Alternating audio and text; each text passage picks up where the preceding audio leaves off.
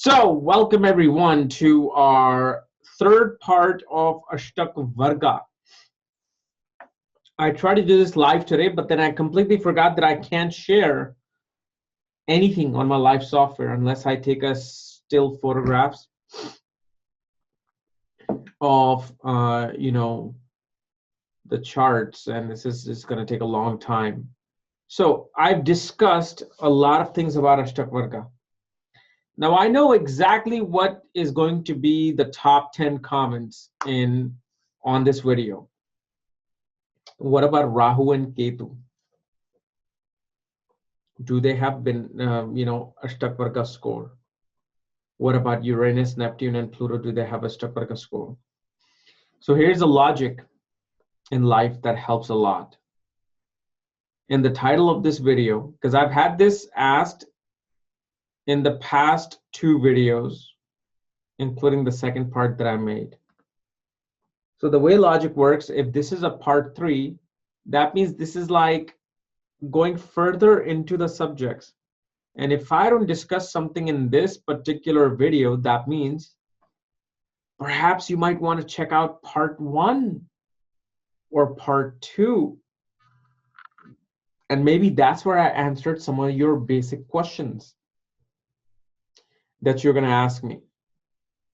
So the logic is you go back and you watch part 1 and 2 and see if I have answered all the questions you may have had about the basics of Ashtakavarga and some of the misinterpretations of Ashtakavarga.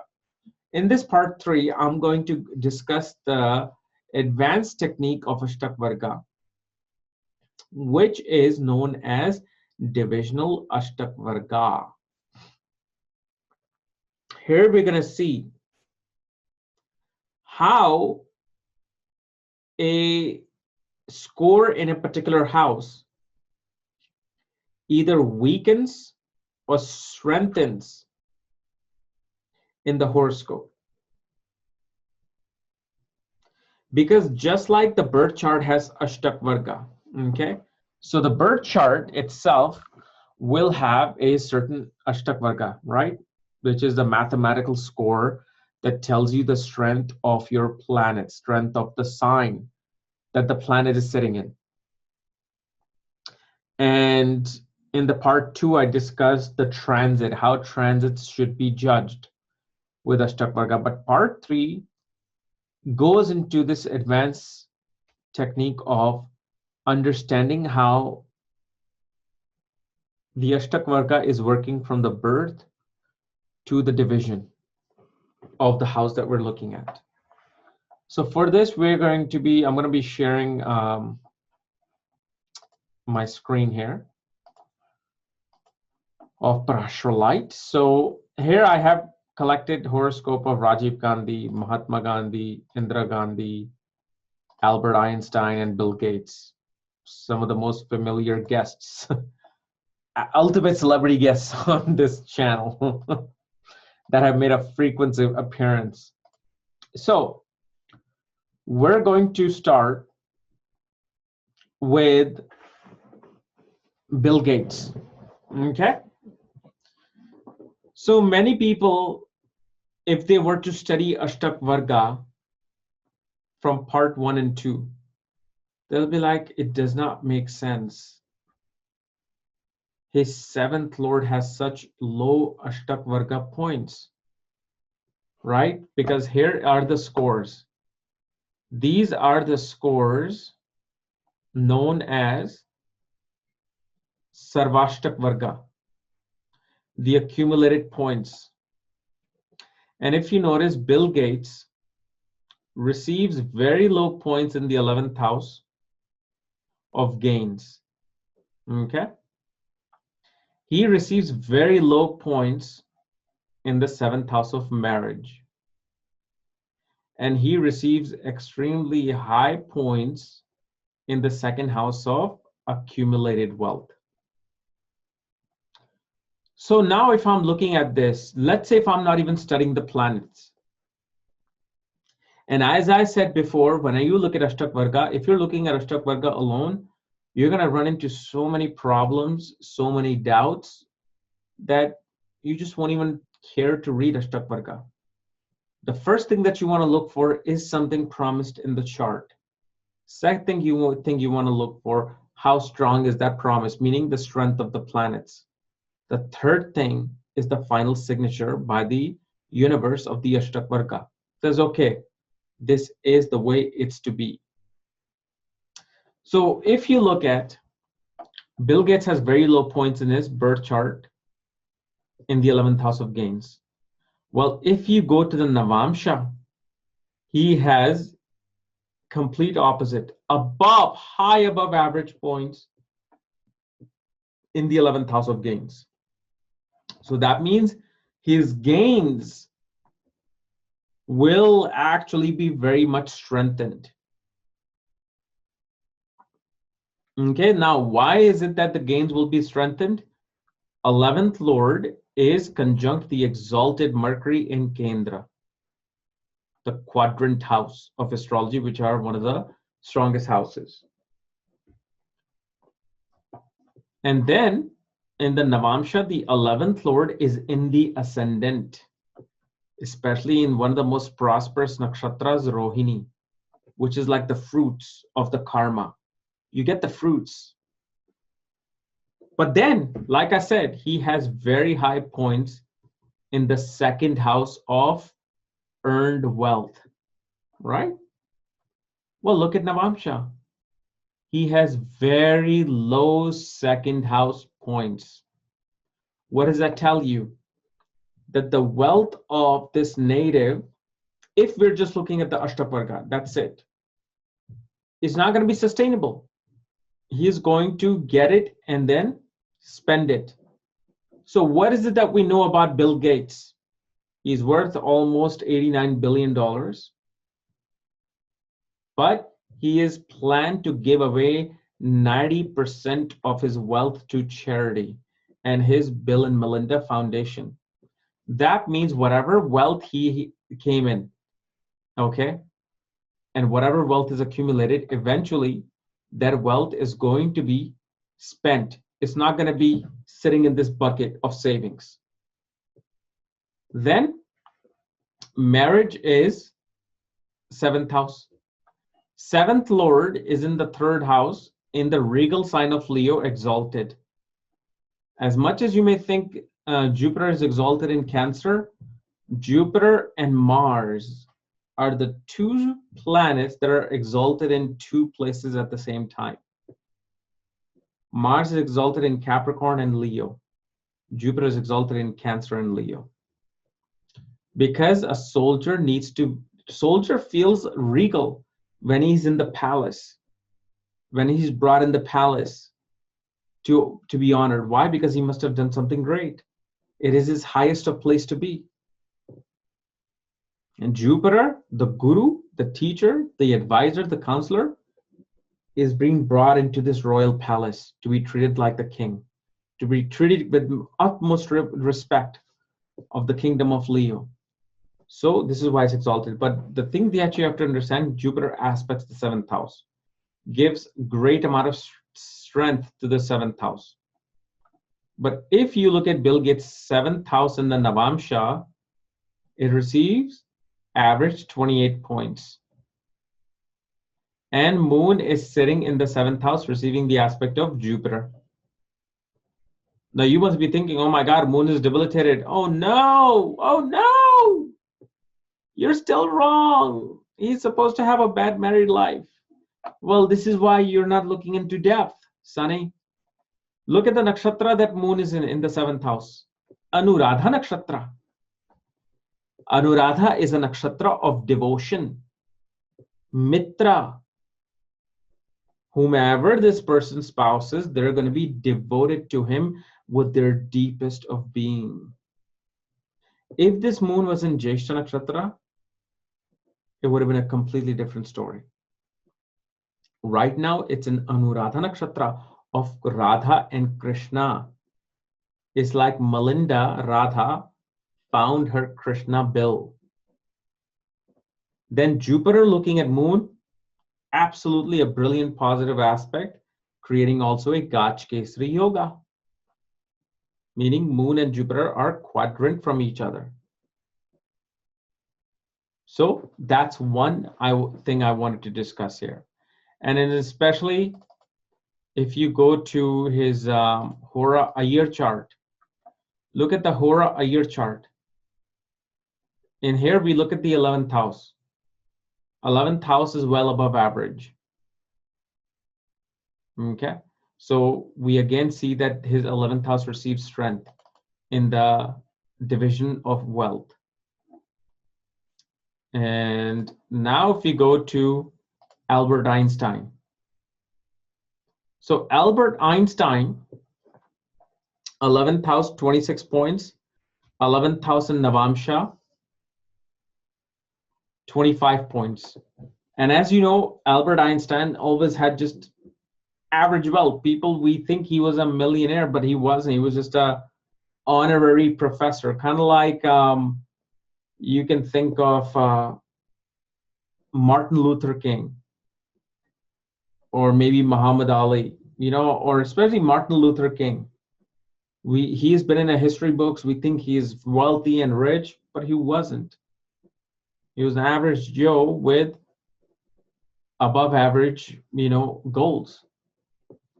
But then if you look at Einstein's 7th house of marriage, 30 points, meaning relationships start out great. Okay, especially with the 7th lord in the 9th house. But if you look at Navamsha, 7th house receives below average points, with 7th lord being in the 8th house. So you see, I'm not just looking at one thing. I'm looking at 2-3 different things to determine how good this person's married life will be. And if you know anything about nakshatras, okay, 7th lord is a nakshatra of Dhanishta. If you know something about Dhanishta, you'll know why Einstein, had a failed relationship. Then we'll look at Indira Gandhi, the Prime Minister of India back in the 80s and late 70s. Indira Gandhi's 7th house has 22 points. Okay. And then in the Navamsha, again, she has low points. And although there's a Parivartan Yoga between Saturn and Moon, which shows good sustenance and friendship with the other half, with the better half, but it would be impossible to sustain it over time because of the score and 7th lord again being in the 8th house. And then 12th lord Saturn looking at the 7th lord Mercury. And especially Mercury is in Vishaka Nakshatra. Vishaka is what? Split. If you know about Vishaka, the branches split. So we see this again. If you look at the 10th house of Indira Gandhi, 33 points, well above average. Average is 28. 10th house in Navamsha, 31, above average. Okay. When you see, especially in 2nd house of wealth, both of them have low, which shows that the person may not enjoy their wealth. Even if they have wealth, they will not get to enjoy it as much. They'll be so busy in their work, they'll be so busy in their projects that they will never enjoy the act of spending that money on leisure. And that is showing in this birth to Navamsha concept. Then we'll look at Mahatma Gandhi's 7th house as well. Okay. 7th house is 21 points. At the same time, 7th house has very low points. This pretty much shows, I don't know too much about Mahatma Gandhi, but I feel like he must have ignored his marriage a lot. And the only good factor that we see is that Jupiter saves his 7th house. Jupiter in the birth and Navamsha aspects the 7th house from the 11th house of desire, 11th house of gain. So marriage will always try to sustain itself. While the 7th lord is in the 5th house with Moon and Mars, friendly planets, receiving the aspect of Jupiter. But again, it's like, just think of low Ashtakavarga points as a soup. You have all the ingredients in the soup. Somebody made the most amazing soup and they brought it to you. But guess what? They brought that soup to you cold, while the soup is supposed to be warm or hot. And you're eating the cold soup, you're tasting it, but you're just, that fire is not there to really make you feel like you're replenishing yourself in like the winter weather. That's what happens with Ashtakavarga score. This is like a cold dish being served. It's a very strict, traditional partnership marriage, and there's no zeal, there's no flair, there's no fire within that. But if you look at the 10th house in the birth and Navamsha, confirms a very good status for a person, high status for a person, above average status for a person. If you look at Mahatma Gandhi's 5th house also of children, 5th house has weak points, 5th house has weak points. Although great planets are sitting there, so children would be able to sustain themselves, but he himself will not be able to give them time. Now, honestly, I don't know exactly what the story is with his children. I don't even know if he had children or did he have children? Because I know Indira Gandhi was a daughter of Jawaharlal Nehru. I don't know if Mahatma Gandhi had any, children. Then if you look at Rajiv Gandhi, okay, Rajiv Gandhi, 7th house, 19 points. 7th house in the Navamsha, 32 points. This shows that the marriage would start out rocky, but it would be able to sustain itself till the end. But also, if you notice, you have Saturn Ketu in the 7th house, especially in Sasta Vishak Nakshatra. Marriage could end through spying, espionage, some hidden secret, somebody spying on the marriage. But marriage did last till the end. Rajiv Gandhi wasn't divorced when he was assassinated. He was married. And even if you look at to this day, Sonia Gandhi has not been married. But I don't know her chart or anything. But high Ashtakavarga shows the sustenance. So the soup started out quite cold, perhaps due to religious difference and maybe the family didn't accept the marriage at first. But over time, the marriages will find its strength. But obviously, the ending is seen because of obviously Rajiv Gandhi's Ashtakavarga points going from 50 all the way to 23. That sudden loss of status. But also 50 goes back to 28. Again, sudden loss of status. Literally 22 points of difference between the 11th and the birth, 11th and Navamsh. In the second half of life, a person will not really get to enjoy as much. Okay. Now, also, if you see the 11th Lord is in the 5th house, aspecting the 11th house, meaning whatever he has gained, it will stay. It will not go away. It'll be protected. But he won't get to enjoy it. But guess who's enjoying? His children. 11th Lord is in the 5th house of children. So, I can keep going into details and details and details of this. But just by looking at the divisions, okay, you can see a lot about Ashtakavarga and how Ashtakavarga scheme is playing out.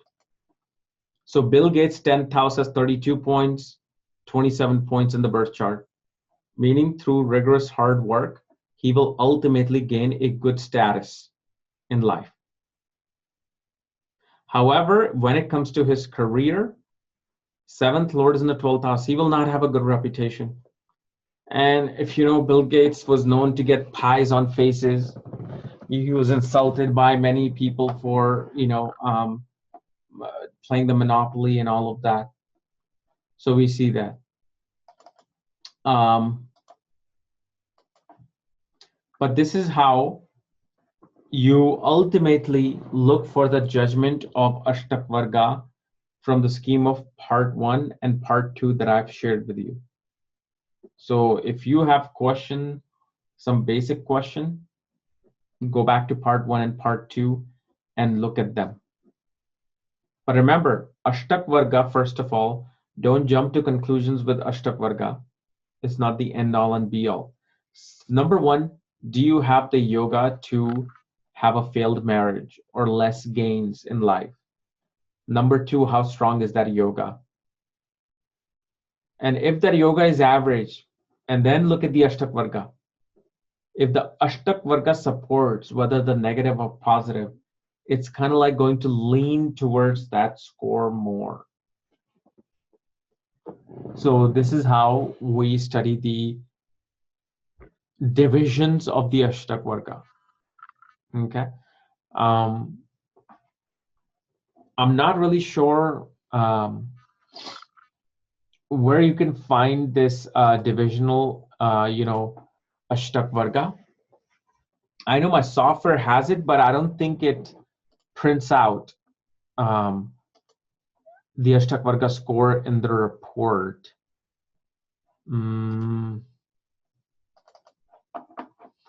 I think it just shows reductions, and that's it. Yeah, but this is something, there are many online softwares now that can tell you the divisional score of the Ashtakavarga. Okay. So guys, this is my quick analysis of part 3 of Ashtakavarga. If you're new to my channel, subscribe below. And if you want to know where your basic Ashtakavargas are in the birth chart and all the other astrological details, nakshatras, for that, check out the links here. Check out my full astrological report, including all my books, readings, and consultations. Otherwise, we'll see you later. Bye-bye.